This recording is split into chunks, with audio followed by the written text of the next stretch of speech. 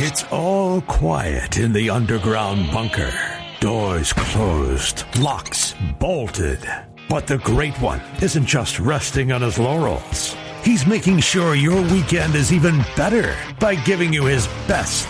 This is the best of Mark Levin. I am waiting for the United Nations to condemn Putin and Russia. They put 80-volt battery and hooked it up to the genitals of at least one of the ISIS mass murderers and tortured him, and they videotaped it so the whole world could see.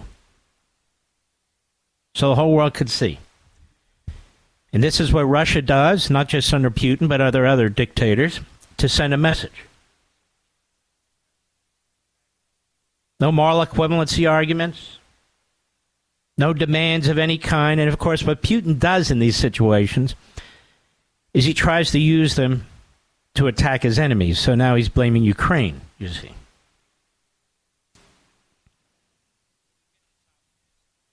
I want to hit another issue related to terrorism, and then I want to get into this matter in New York. And what's fascinating to me is I've explained this Alvin Bragg case. I went back and looked over a year ago here and on Fox and on Blaze. And I'll explain it again as people explain it anew today, legal analysts and so forth. But we've been on top of this on all these cases, broken them down piece by piece, and we've been right every time. But first I want to tell you about what this UN resolution was about Israel, because Kirby is lying through his teeth. And he's getting away with it because people don't know enough facts, or they don't want to know enough facts to challenge him. They don't study it. And I get this email blast from David Milstein,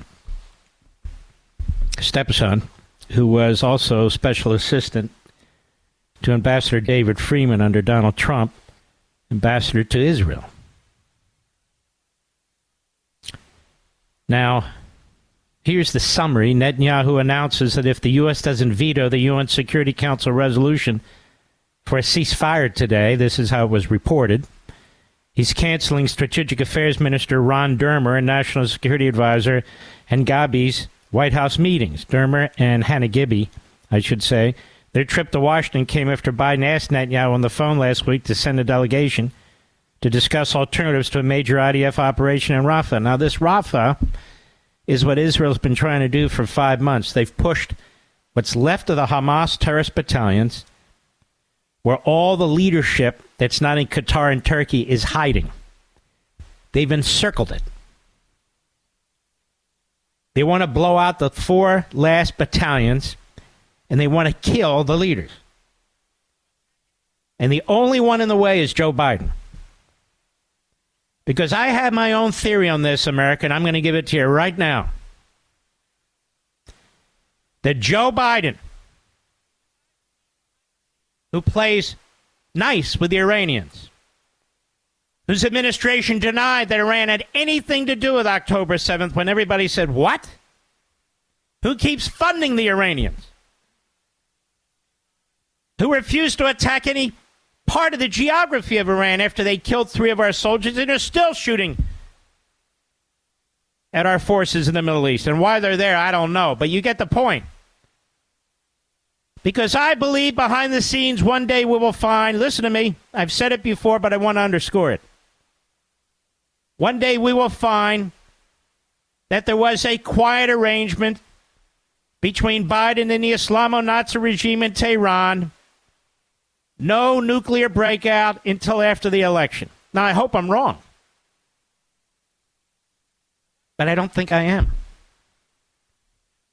And the key factor I look at, I don't have any inside information. I use my noggin. The key factor I look at is all of a sudden, they watered down their feasible material. Why? Why would they do that, Mr. Producer? Now, they can quickly ratchet it back up. They can quickly ratchet it back up for a nuclear weapon. But why did they do that?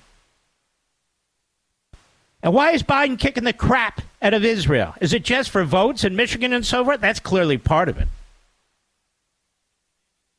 That's clearly part of it.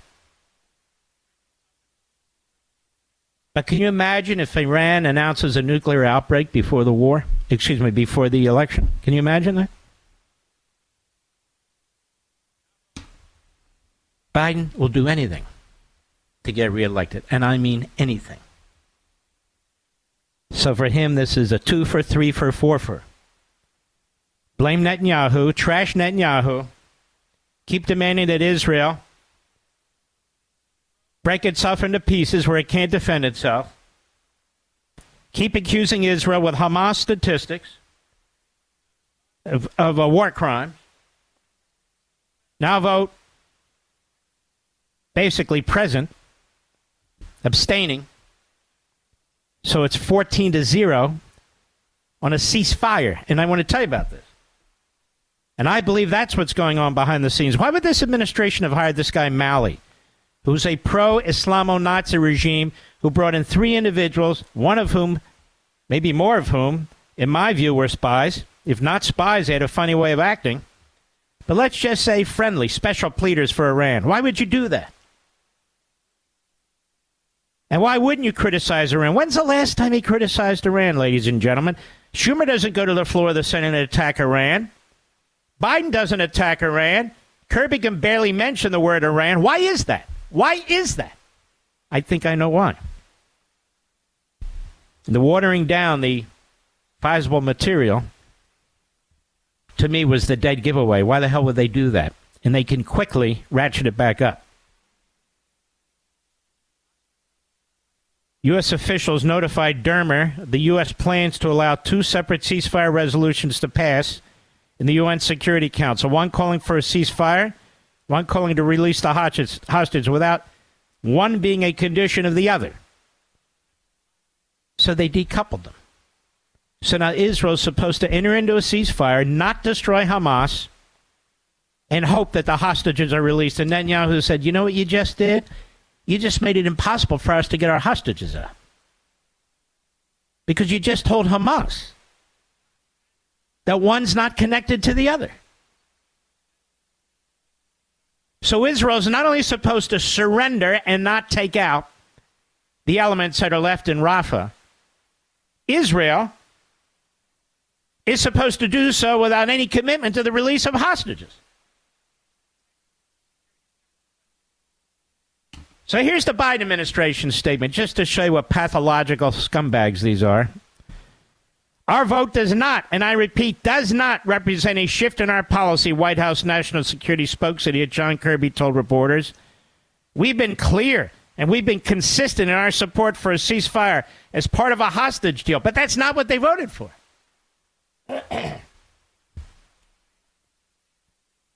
Here's the text of the Security Council resolution, which says it differently than Kirby. And one of the specific points of contention is paragraph 1, excuse me, as Milstein points out. It's weird calling your stepson Milstein, isn't it, Mr. Producer?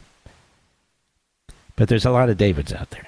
1, demands an immediate ceasefire for the month of Ramadan, respected by all parties, leading to a lasting, sustainable ceasefire, and also demands the immediate and unconditional release of all hostages. So putting aside for the moment that Biden has shifted to pushing for an overall ceasefire as opposed to a temporary one, even before Hamas is eradicated, Israel is strongly opposing the shift in the Biden administration position in the Security Council that does not explicitly include the release of hostages as part of a short-term ceasefire with the words, and also.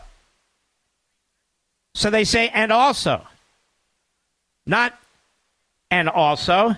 It's to be a condition. Now, here's the statement from the Prime Minister. The Prime Minister's office said after the vote that the U.S. retreated from its consistent stance in the Security Council that only a few days ago tied a ceasefire to the release of the hostages, which China and Russia vetoed last Friday. This retreat hurts the war effort as well as the effort to free the hostages because it gives Hamas hope that intentional pressure will allow them to get a ceasefire without freeing our hostages, he said. In light of the change in the American stance, Prime Minister Netanyahu decided the delegation will not depart. Kirby said there's no change whatsoever. Doesn't that sound like a change to decoupling to you, Mr. Producer? But Hamas saw it. They put out this statement. Hamas thanks the UN Security Council for its demand for an immediate ceasefire in the Gaza Strip, calling for a permanent ceasefire that leads to the withdrawal of all Zionist forces from the Gaza Strip and the return of the displaced to the homes from which they left. In a statement posted online, the terror group also says it is willing to engage in an immediate prisoner exchange process that leads to the release of prisoners on both sides. What does that mean? They have hostages. 135 hostages. You know what they now think the number is? 99. They think they'd murdered a third of them. Even the United Kingdom noted that the resolution, quote, "We regret this resolution did not condemn the terrorist acts perpetrated by Hamas on October 7th. That was specifically left out of the resolution. Any condemnation of Hamas, because China and Russia voted against it. And yet, the UK still voted for it.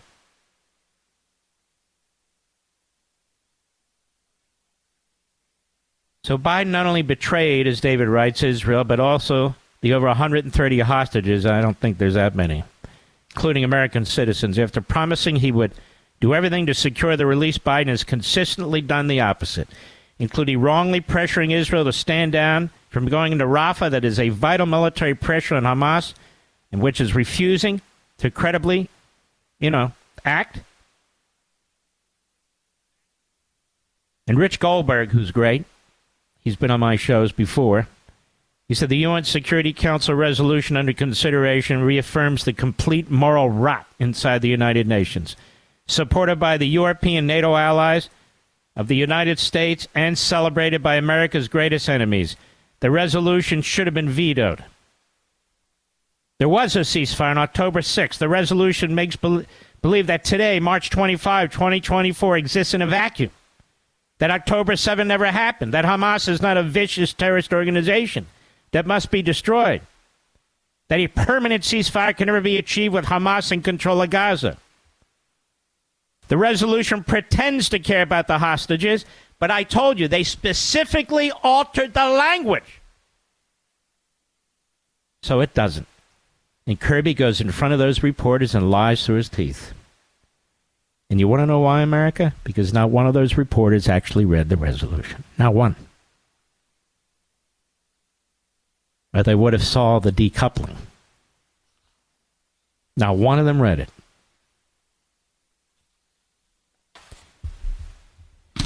The betrayal of Israel by the Democrat Party, by the Biden administration, the State Department, which is true to form as it did in the 30s and 40s, by the Democrats in Congress, is beyond dispute or debate. They're now bragging about it. And the reason why Biden never criticizes Iran, never hits Iran, even though it kills our soldiers, keeps giving them tens of billions, hundreds of billions, more than Ukraine, and the reason is this. Because I believe there's some kind of an arrangement. What is Joe Biden doing to prevent the Iranians from getting nuclear weapons, Mr. Producer? Absolutely nothing. Zero. Why? Why is he putting all the heat on Israel? Why does he want Israel to take... It's not the citizens. Ladies and gentlemen, if he gave a damn about citizens, he'd secure our southern border. Doesn't give a crap about these Palestinians. Are you kidding me? Any more than Putin does, or China does, or Iran does. They're all pawns for these other countries. If he cared about citizens, he'd secure our border. Doesn't care about citizens with the fentanyl coming in, the slavery on the southern border, the horrendous situation, potential terrorism going on, and we're to believe he cares about those Palestinian citizens. You know what's funny? Nobody cares about them. Not even the terrorist Palestinians. But my point is, what's going on here is about election, Iran, and nukes, as well as the rest. Mark Levin.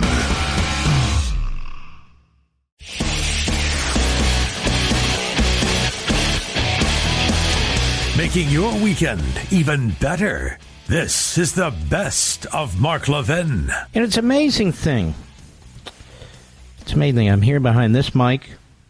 I'm on Fox. I'm on Blaze. And I write these books. I'm the best-selling conservative author in America. With serious books, substantive books. That's because of you. You want to learn. You want to know and so forth. Yet it seems like people who want to comment on these things don't want to learn and think they know everything. The entire book on freedom of the press talks about pretty much what you saw take place with McDaniel. And far more, of course. It gives a history lesson about the press and on and on and on. But right there on page 21, this book came out 5 years ago. I talked about the incestuous relationship between Democrats and journalism. And here, even from the Atlantic, Time, and by the way, Psaki had no problem getting a job at MSNBC, did she? No, she didn't. Time managing editor, and this is from several years ago, so it's changed, but at the time, Time magazine managing editor Rick Stengel moved to the State Department as Undersecretary of State for Public Diplomacy and Public Affairs under Obama. Douglas Franz, who wrote for the New York Times and the LA Times, was an Assistant Secretary of State for Public Affairs. Boston Globe online political editor Glenn Johnson was a senior advisor at the State Department. Washington Post writer Stephen Barr moved to the Labor Department as senior managing director of the Office of Public Affairs. Washington Post congressional reporter Schley Murray became Vice President Joe Biden's communications director and later senior advisor to Obama. Again, it's a lot worse now than it was then. Rosa Brooks was a columnist for the LA Times before taking a position with the Undersecretary of Defense for Policy in the Obama administration, all of these. Washington Post Desmond Thompson left the paper to serve as a speechwriter for the U.S. Ambassador to Britain.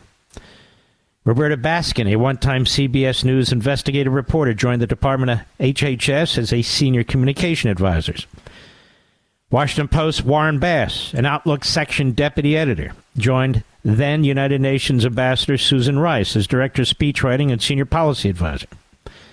Education Week reporter David Hoff moved to the Education Department. CNN senior political producer Sasha Johnson joined the Department of Transportation, later became chief of staff at the FAA. Chicago Tribune's Jill Zuckman moved to the Department of Transportation as communications director. Rick Weiss, who'd worked for the Washington Post, became communications director, senior policy strategist for the White House Office of Science and Technology.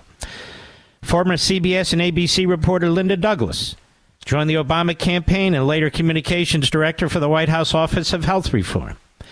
New York Times reporter Eric Dash moved to the Treasury Department's Public Affairs Office, as did MSNBC producer Anthony Reyes.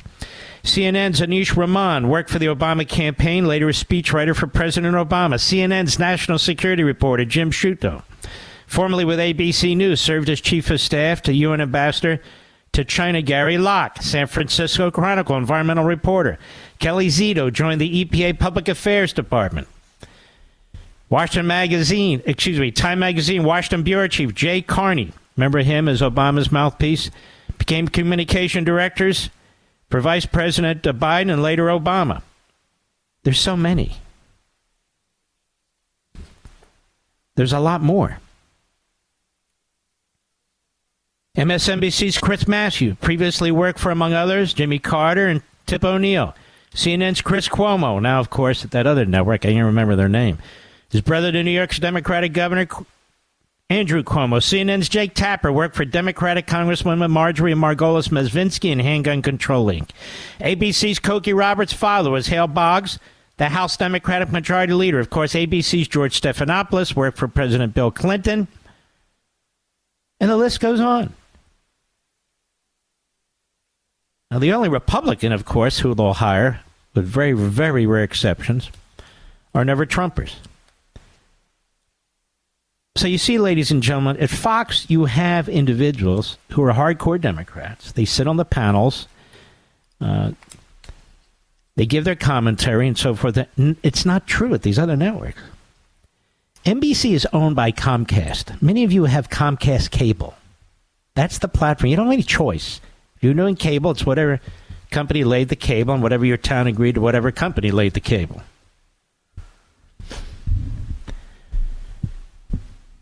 And then there's our friend from Meet the Press, Mr. Producer, Chucky.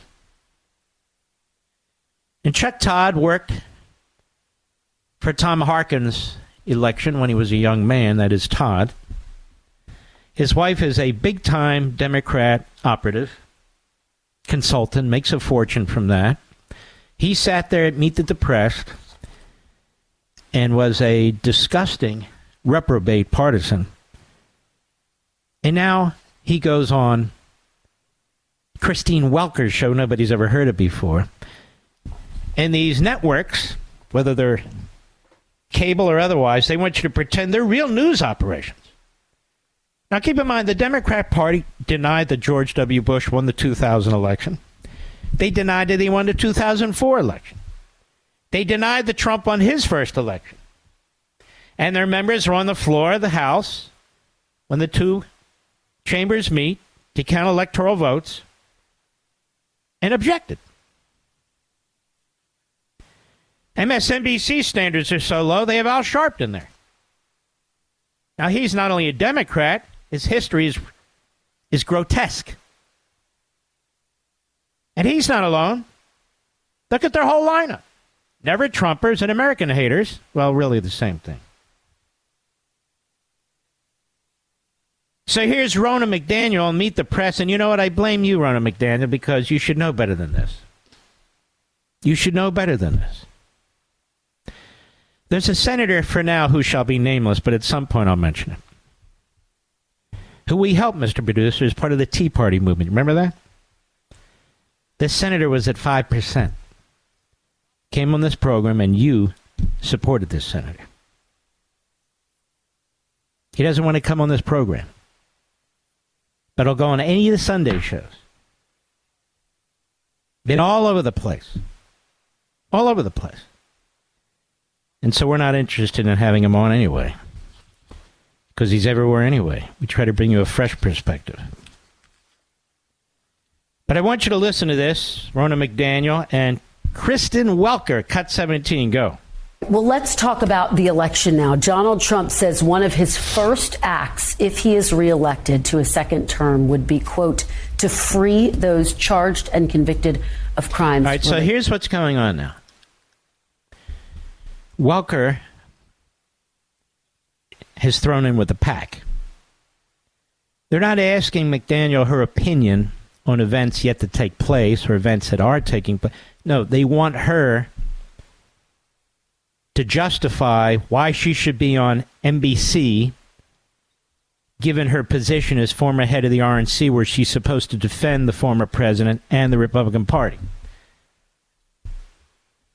Now, nobody demands that of Psaki. Nobody goes to Sharpton and says, okay, 30 years ago you did this, pal. Now, nobody does that. Nobody goes to Joe Scarborough and says, you know, you used to be a hack in the back row, and we can tell you all these resolutions that you promoted and so forth, and now you don't. So it's all a ruse. The media are exactly what I wrote in Unfreedom of the Press. The media are exactly what you see and hear. That's what they are. By the way, this guy Kevin O'Leary is pretty good, don't you think, Mr. Producer?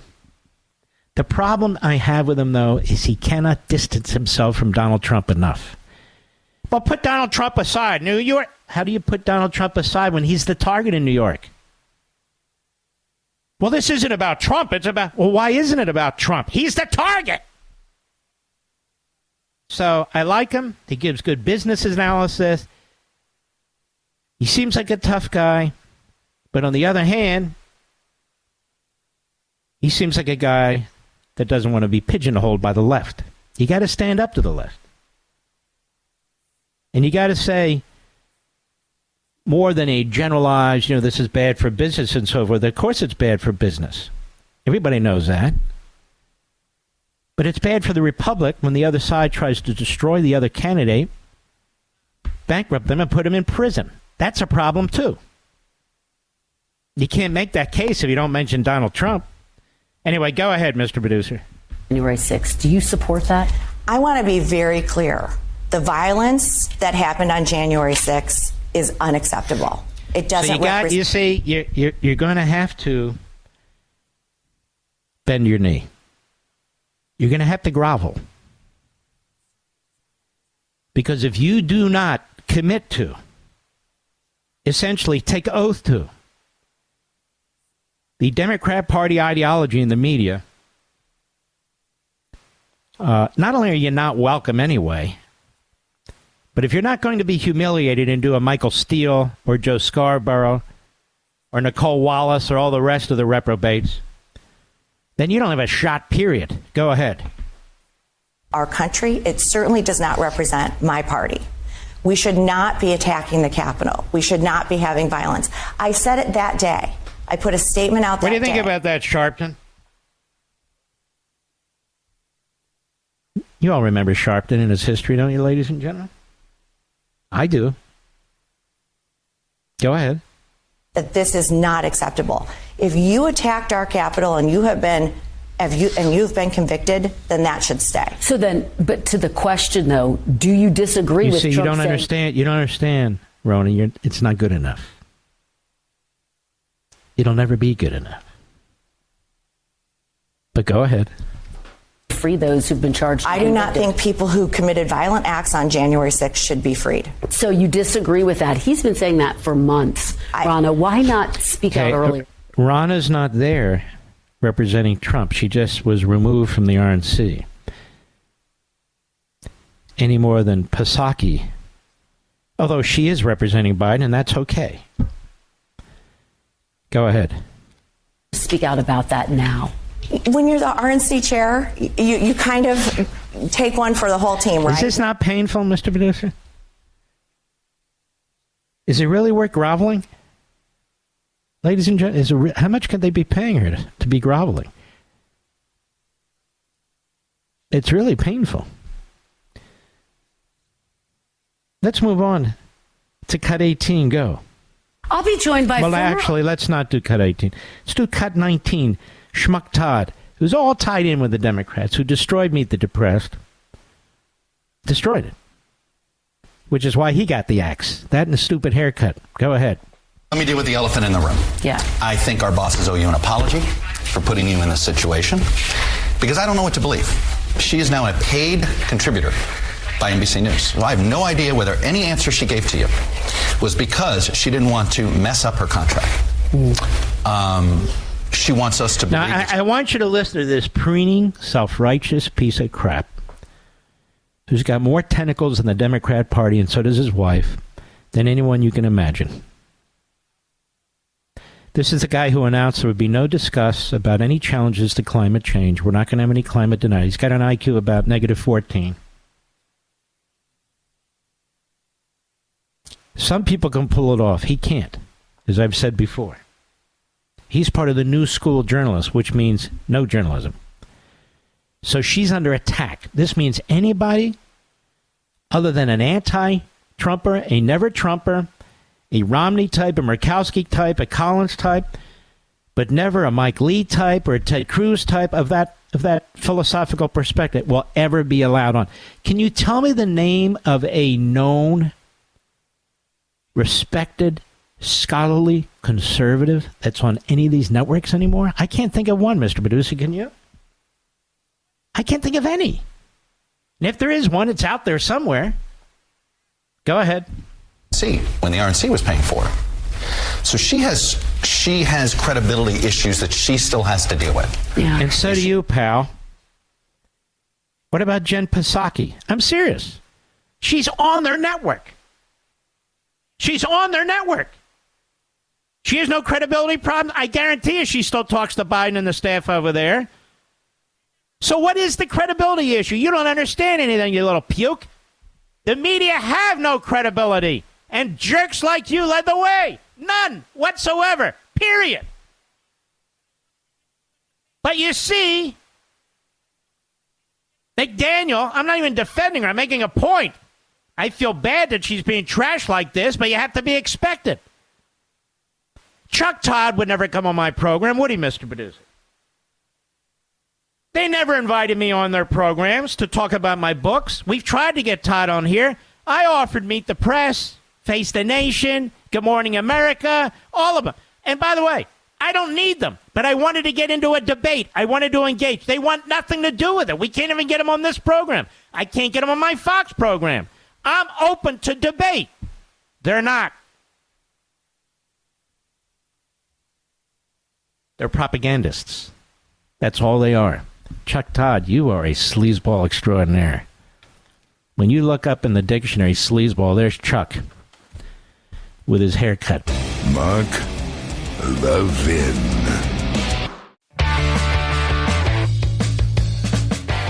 You're listening to the best of Mark Levin. I'm going to play for you the dispatch when the Francis Scott Key Bridge collapsed. I've used this bridge, as have my family members, many, many, many times.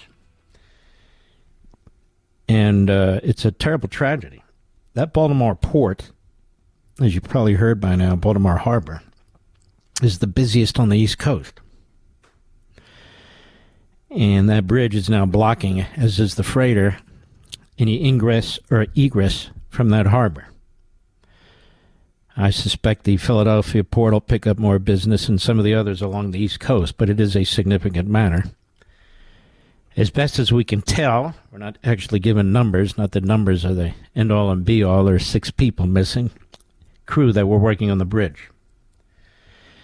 It amazes me at times like this how much we appreciate our police officers, firefighters, emergency personnel, our first responders. And yet when there aren't emergencies, we keep accusing them of systemic racism and other hard things.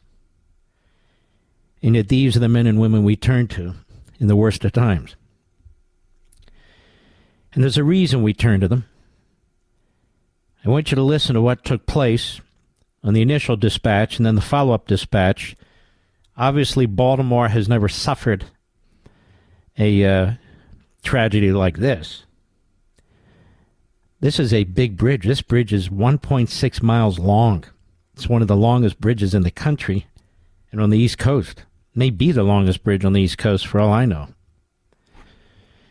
In an important part of our country, industrial area, where there's an enormous amount of shipping. Anybody that's driven down or up 95, you can see all the cars, you can see all the freighters, you can see it all. But we'll begin. I'm not going to speak. I want you to hear it all. Mr. Producer will do 1 and 2 together. Cut 1 and 2, go. I need one of you guys on the south side, one of you guys on the north side, hold all traffic on the Key Bridge.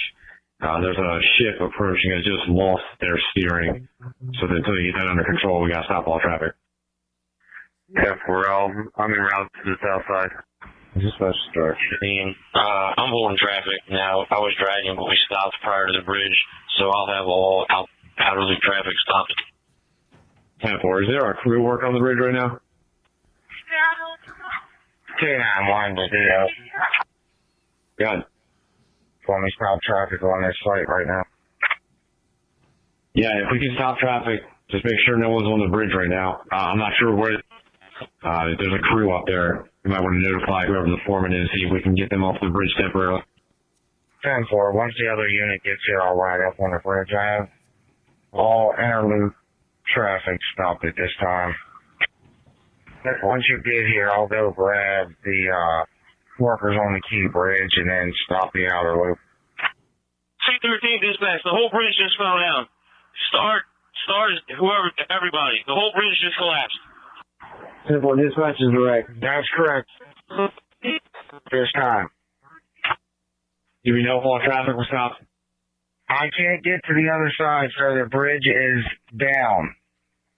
We're going to have to get somebody on the other side, the Anne Arundel County MSP, to get up here and stop traffic coming northbound on the T Bridge. C-13, I'm holding all traffic northbound. Battalion 1 to command. Battalion 1, go ahead. MTA State Police, their incident command location is going to be located for them as far as the MTA Police as the AOC Center, 2330 Bruning Highway. They had representatives there to try and get footage up. They reported they knew the ship was running off course prior to the collapse, and they started clearing the bridge. All other traffic, other construction stuff, and a few vehicles were stopped prior to the collision. Can't copy that. If you have a liaison with them, see if you can find out if this ship was inboard into the port or if it was outbound. We're trying to ascertain now. Do you have a representative you want me to send to there, or to have another dispatch chief sent there? Are you able to make it to Browning Highway, or are you isolated on the bridge? Isolated under the bridge. Not able to get back out this time due to traffic all being backed up along there. Okay, copy that. Command to communications. Go ahead, Command. I need a special call, a chief officer or a command level officer to the MVTA command post over on Browning Highway. Message received, 221. 9-1 command. It's going to be located at 2330 Browning Highway. There'll be a door access code. I'll give you a phone number and relay for when our chief gets there. Message received, 221. Our rescue boat to the command be advised. The vessel was outbound. It appears to be outbound. At this time, the vessel also looks sound, and it has a large piece of the bridge resting on the bow. Under the bridge. Command to Truck 21. Truck 21. Go ahead. Truck 21, you're going to be the staging officer. I need you to ascertain a better staging location that's outside of this parking lot. Truck 5 on the road. 141. EMS 6 in the world. EMS 6, 141. Units responding on rescue alarm, I-695 East. Be advised, 13 persons possibly in the water. There was a 13-person construction crew operating on the bridge, possibly in the water at this time. 146. 6 to communications. Are you advising there's 13 people in the water? Possibly 13 people in the water at this time. A construction crew. Okay. Let's go ahead and special call Baltimore County Marine Unit 269 and Marine Unit 216. Notify Anne Arundel County to also stand by for their boat. Communications copy. 144. SOC 5 to communications. Could you access the MCT, please?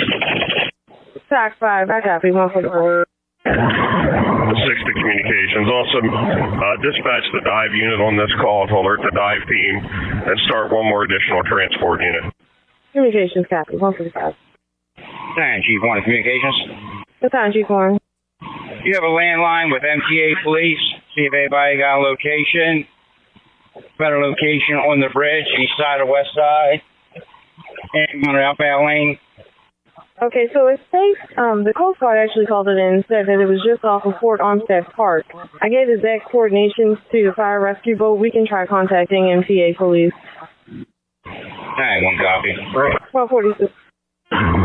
Battalion 6 to 1. It was a CAD error that you were dispatched. I'll let you use your discretion. Battalion 6 to 1. We'll keep coming in. We'll come in from the Browning Highway end, east side. Okay, you'll be accessing the inner loop of I-695 across the bridge? Yeah, we come down Browning Highway until it dumps into 695. We'll post up that way, see if we get anything, and you'll be posting from the other end of Fort Martin State. 6K. EMS 6, EMS 6, repeat. We got an exit. That's a negative, EMS 6. We do not have exit at this time. We're trying to get more information. SOC 5 to Battalion 6. 6, come in. Yeah, Chief, I want to head over to Fort Armistead and see if I can't get eyes on anything from there. Okay, copy. You're at Fort Armistead. Dive coordinator, I'm en route. Dive coordinator en route. 148. Communications with Battalion Chief 6. Boat 19 has been notified. I'm on board. Engine 13, 148. Battalion 1 of communications. Get a hold of MTA police ASAP. I have MTA police cars heading a different direction than us. We need some information from them. Communications copies Battalion Chief 1. We are trying to contact them right now. Battalion 6 to Engine 13. You're responding with 1 diver, is that right? Battalion Chief 6, that's affirmative. Engine 13 has 1 diver on board. Copy. Engine 57, clear the air. Engine 57, clear the air. I'm on 695, headed towards Bernie Highway here with the police. They're reporting that the middle section of the bridge collapsed into the water, and there are unknown amounts of people and or vehicles in the water. We are committed to 695 in a traffic jam. That's as much information as I have right now. I'll be command. Battalion Chief 6 to communications. Go ahead, Battalion Chief 6. Alert Baltimore County Engine 57. Have them respond on the inner loop. Dispatch the 2 remaining squad companies. Prepare for backfill of SOC units into the city. Communications. Copy, command. 150. SOC 5, Battalion 6. It probably would be a bad idea. I'd make a recommendation to Coast Guard. They're right around the corner, see if they could be of assistance to us. Battalion 1 to communications. Go ahead, Battalion Chief 1. You got Foxtrot or MTA State Police en route with a helo? We are still trying to contact MTA Police, and we will contact Foxtrot as well. All right, as far as MTA Police, you can reach out to State Police and get contact. See if we can get a state trooper en route. Message received, 151. Command to communications update. We do have several police officers on eastbound 695 that are stopping traffic, so no more vehicles try to enter. We're going to try to get as close to the bridge as possible to get a better look, but I don't want to commit to the bridge if it's unstable. SOC 5 to communications and all units responding, hold the air. SOC 5, Battalion 6 and communications on Fort Armistead. Be advised the entire bridge, the entire key bridge in the harbor. I advise to hold all traffic from coming to the bridge. I advise again, the entire key bridge has fallen into the harbor. Message received, 152. Units responding on rescue alarm at 695. Be advised, the entire key bridge has now collapsed into the water. The entire key bridge has now collapsed into the water. Proceed with caution. It's 152. Units responding on rescue alarm key bridge. No units access the key bridge. I repeat, no units access the key bridge. 159. Engine 57 to command. Command, go ahead. We've done a quick search up here on the bridge with our TIC and visually. We're clear of any other cars or civilians on this side. We just got us and a few police officers here, and they cleared out all the rest of the traffic. You want us to just stand by up here? That's correct. Go ahead and stay by where you are. And it goes on, including they, shortly after this, talk about there's 6 people in the water and we can't find them.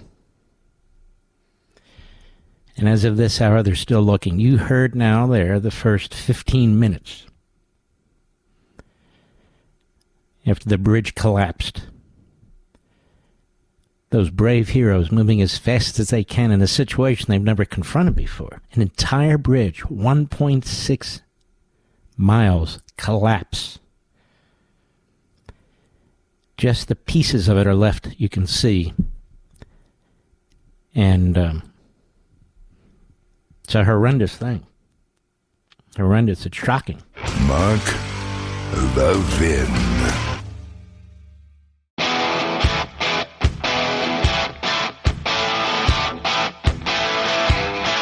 The Great One makes your weekend even better. This is the best of Mark Levin. Well, America, about 20 minutes ago, the wire services reported that Joe Lieberman died. What we know is that he died from complications from a fall when he was in New York City. Now, unfortunately, these falls happen too often. Took the life of my father-in-law. Now, Lieberman really was the last of the moderates. He really was. Even the guy that's replaced him, Chris Murphy, he's a hardball lefty. And, of course, in 2007, he endorsed John McCain for president. But he was a moderate, and in Connecticut, he was challenged by a guy named Ned Lamont. He's a businessman, a leftist, who wanted to take his party further left and wanted the nomination for the Senate seat that year, and won the nomination against Lieberman. And Lieberman said, "I love my party, but I love my country more." And he ran as an independent. And he got 50% of the vote. He won re-election to the Senate with 70% Republicans voting for him, 30% Democrats voting for him, 50% independents voting for him. He had lifelong Republican friends and Democrat friends. But the likes of AOC and Bernie Sanders and so that's just too much for him. And he took a stance against them. And it's really odd it would come at this time. I talked about the Democrat Party purifying itself over the years, which is exactly what it's done. Exactly what it's done. Now, Joe Lieberman was a great patriot. Great patriot. Obviously, we didn't always agree with him, you or I. But that said,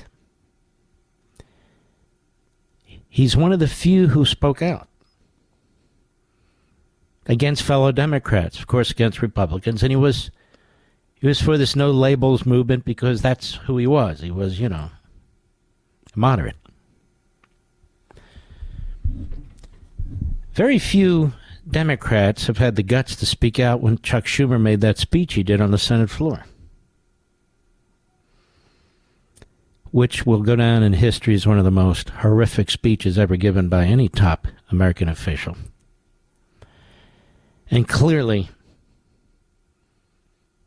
undermined the state of Israel in the middle of a war.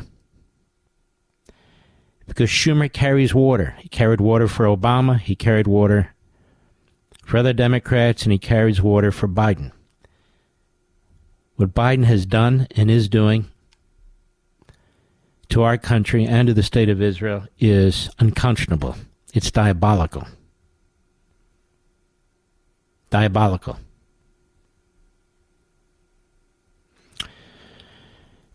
I want to remind you of what Senator Lieberman said on Fox News last Monday. I guess it was with Neil Cavuto, Mr. Producer. And I get the impression, although obviously I don't know, that Lieberman and Cavuto were pretty friendly.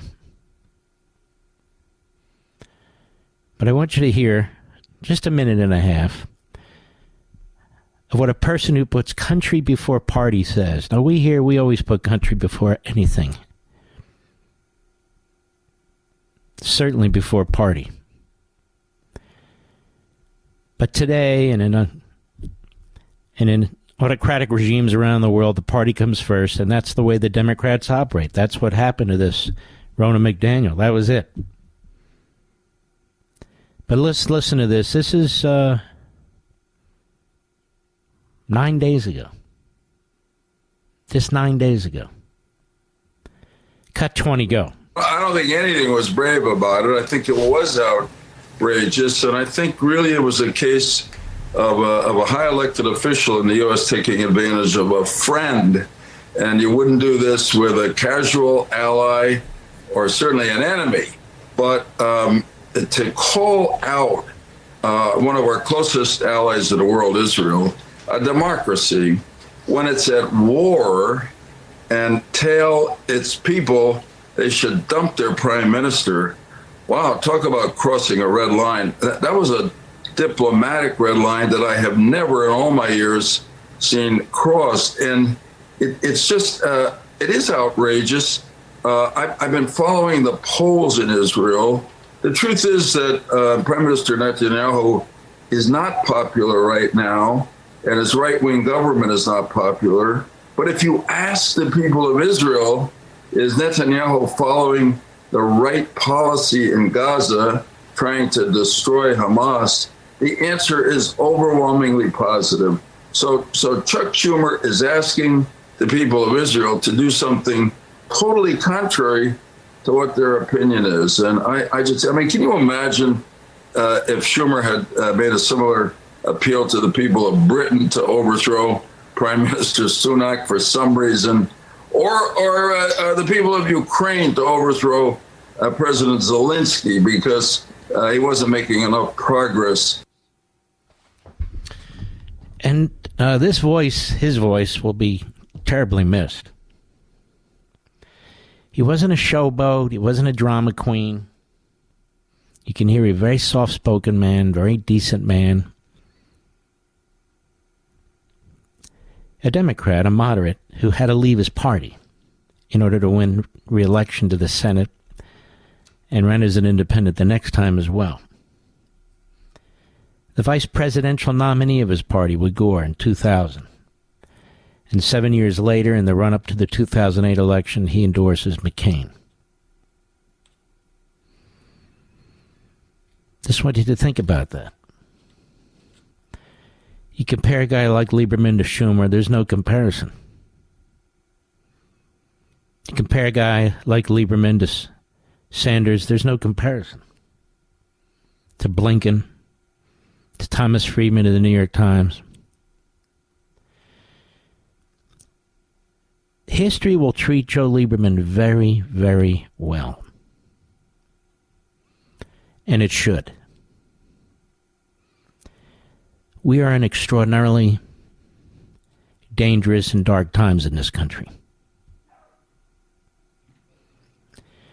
We have media outlets that are as bad as any media outlets in regimes that have state-run media, whether it's communist China, communist North Korea, communist Cuba, communist Venezuela, fascistic Russia. Honest to God, folks. NBC and MSNBC, CNN, the New York Times, the Washington Post, and most of the others, there's not a dime's worth of difference between the people who work in these companies. That's what they are, companies, and the most radical elements in our country. And honestly, the candidacy of Donald Trump, the presidency of Donald Trump, the effort at the Trump re-election, the unbelievable, unspeakable, unimaginable slaughter of the Israeli Jews on October 7th, it's brought it all to the fore. All to the fore. These elements are out of the closet now. They're in our universities, and they control them. They're in our media, and they control it. They're in Hollywood, and they control it. And these are all, just as there's the Muslim Brotherhood, the umbrella group for all these groups throughout the Middle East and so forth, there's the Democrat Party. Obviously, it's not the Muslim Brotherhood. But in terms of structure, it's the mothership to all these movements. All these CRT, DEI, economic socialism, cultural Marxism, open borders, the war on our Constitution, our Declaration of Independence, the cancerous populating of our courts with radical leftists and attacking those judges and justices that don't comply, the river to the sea crowd, all of it. Anti-American, hate America. These are very grim times. And the man in the Oval Office seeks to exploit it all. Seeks to exploit it all. I posted in the last week alone, he's accused Donald Trump of wanting to destroy health care. It's a lie. Who wants to destroy health care? He's accused Donald Trump of wanting to destroy Social Security, and yet it was he who went to the Senate floor multiple times and demanded that Social Security be slashed. Donald Trump has demanded that it go untouched, even though I personally believe it needs to be reformed. He does not. Biden is accusing Trump of wanting to destroy Medicare. Trump hasn't said anything about destroying Medicare. Biden has accused Trump of wanting to outlaw abortion nationwide. That's clearly not Trump's position. And this is the obsession of the Democrat Party for the reason that I wrote in The Democrat Party Hates America, which was the most important voting demographic the Democrats have. It's not blacks. It's not Jews. It's not any minority. It's single women. By a huge margin. Single, childless women. That is their strongest base. That's why they will talk of abortion until they're blue in the face. He says Donald Trump wants to destroy democracy. And yet, Donald Trump left office. He did not commit any acts of insurrection or sedition or violence, which is how Joe Biden wound up in the Oval Office. It's Joe Biden who's clearly destroying our republic. And he says that Donald Trump wants to put his political opponents in prison, when in fact he's trying to put Donald Trump in prison. What you saw at MSNBC and NBC with Ronna McDaniel has nothing to do with Ronna McDaniel. It's much bigger than that. These people hate your guts, and they hate this country. They talk about elections. They try to change the electoral system in every single state. They have a phalanx of lawyers from one end of the country to the other, trying to institute laws and rules and executive orders that ensure they can't lose. And apparently, it's a bridge too far to require people to show the voter ID that's already been handed out to them for 1,000 other reasons when they vote. Because the Democrats, by that act alone, are depending on fraud. They don't care about what's happening in the open border. They don't care what's happening to our people as a result of an open border. They could care less. Joe Lieberman said, "I love my party, but my country comes first." That's not your typical Democrat. They love their party first, foremost, above all else. And in many ways, they hate our country. Lieberman wanted nothing to do with that. He's the only major Democrat that I can think of who took on his party, who took on Schumer, who rejected what Biden was doing. Nothing in common with Bernie Sanders, would not play footsie with the Marxist wing of the Democrat Party, wanted nothing to do with it. And unfortunately, with his death, there are none or very few left like him. None or very few. MSNBC is the network of Bernie Sanders and AOC. CNN is the network of Joe Biden and Chuck Schumer. Mark Levin.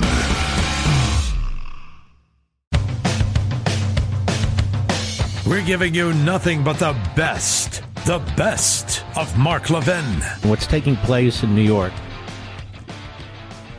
after the cold-blooded murder of an NYPD officer is illustrative of what's going on between the Democrat Party and the rest of the nation. Donald Trump is a private citizen, and yet he was president. He loves law enforcement. He loves America. That is a big difference from Obama. Big difference from Obama and Biden, who clearly do not. They call it fundamental transformation. An open border demonstrates that you don't love the American citizen. For people like Biden and Obama and, yes, Clinton, this is a big stage. It's all about them. It's all about power. It's all about their party. It's not about country. It's not about the American people. It's a big play. It's a big game. Power, power, power. And they're at the highest tier of power. 2 former presidents and a sitting president.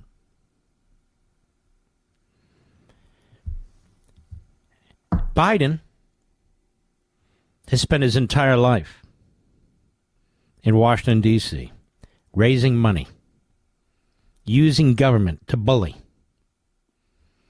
Obama has spent his entire life as a Marxist. That's correct. Domestic terrorists, Palestinian terrorists, and communists, Alinsky and others. This is what's taking place in New York. Biden doesn't give a damn about this police officer. Biden didn't give a damn about the people who have died and doesn't as a result of his policies on the border. The slavery, the brutality, the murder. He doesn't care. He pretends to care about the people in Gaza. But as Mark Penn, Democrat pollster for Clinton, points out, there are 6 times as many people in Haiti who are, as we speak, starving to death. They have no policy towards Haiti. None. They don't even talk about Haiti.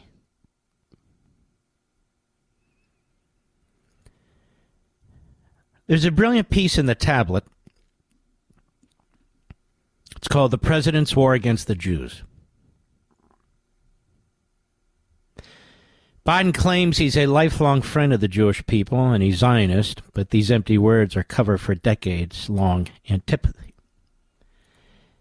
And he has this same antipathy toward the American people. When he walked into the Senate, he sided with the racists and the segregationists. He opposed integrating our public schools.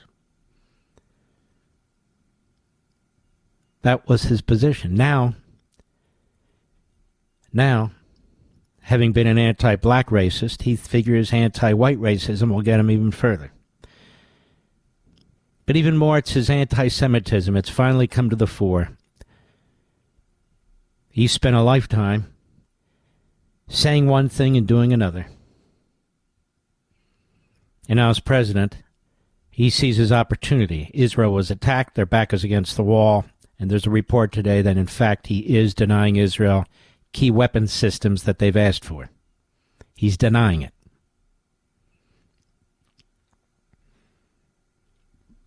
And this piece says, for some American Jews, the months since October 7 have felt like a horror movie. As they watch with increasing alarm, is our president, for whom many voted and whom many placed invaluable trust, seemed to, moment after crucial moment, throw Israel under the bus. And by the way, today his spokesman announced there's been no change in our policies on Israel, so they just keep lying.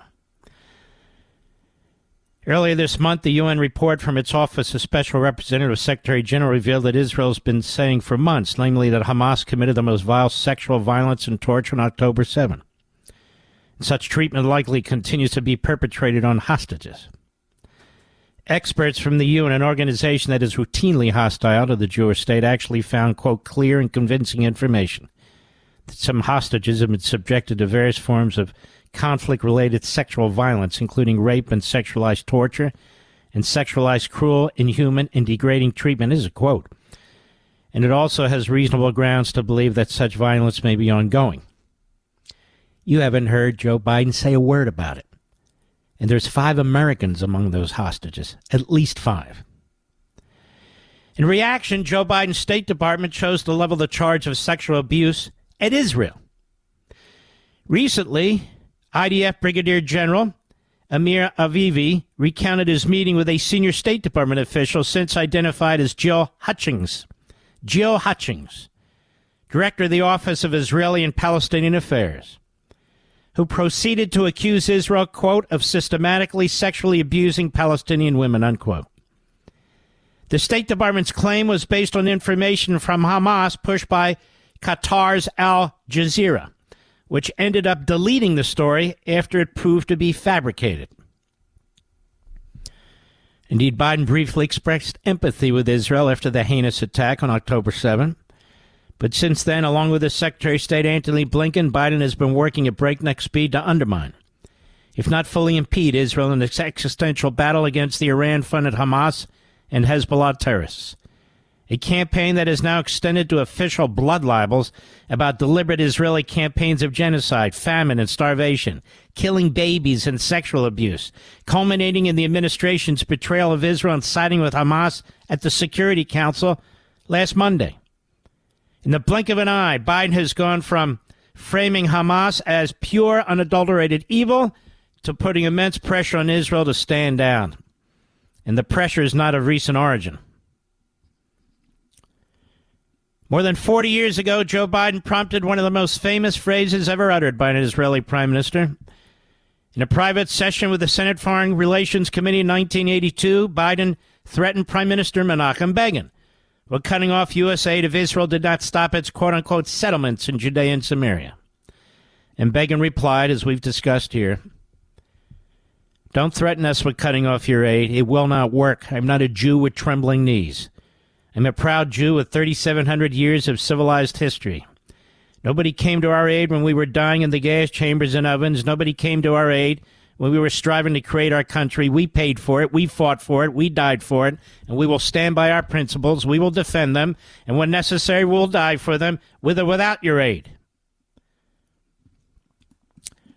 Well, Biden's scorn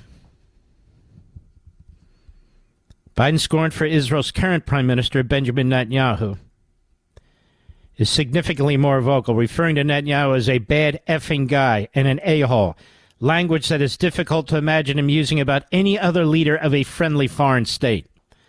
More recently, as he swaggered his way out of the State of the Union doing his whispering, leaning in shtick, Biden told Blinken and others, quote, "I told him, Bibi, don't repeat this, but you and I are going to have a come-to-Jesus meeting."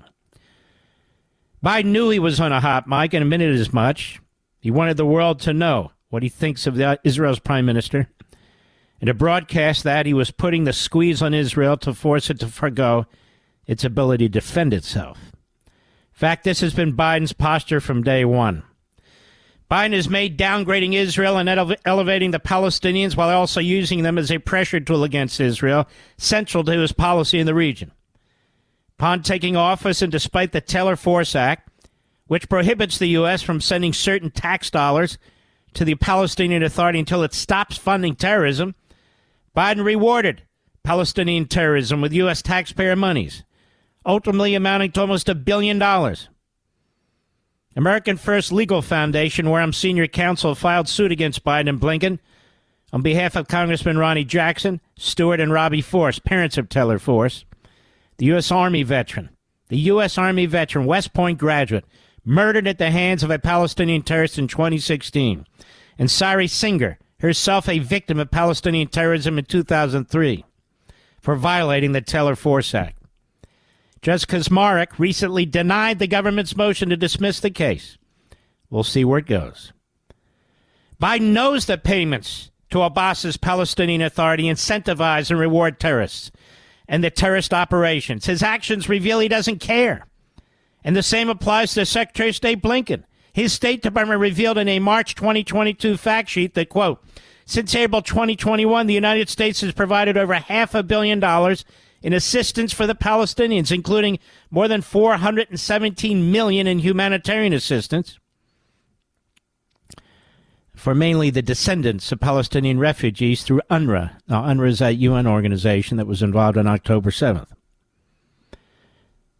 Biden has what's known as a whole-of-government approach in his embrace of the Palestinians at the expense of Israel, mobilizing multiple executive branch agencies to work across individual silos to implement an integrated policy. And just last year, his Department of Homeland Security ceremoniously handed over to the Palestinian Authority a 2,700-year-old spoon dating back to the Assyrian Empire, describing the conveyance as, quote, historic repatriation. There were no Palestinians, and that's the point, that they did it anyway.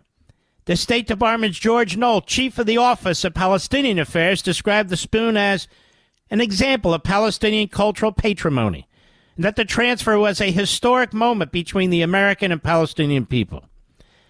This attempt to manufacture an ancient Palestinian lineage in the land of Israel while denying the right of Jews to settle in their ancestral home was clear.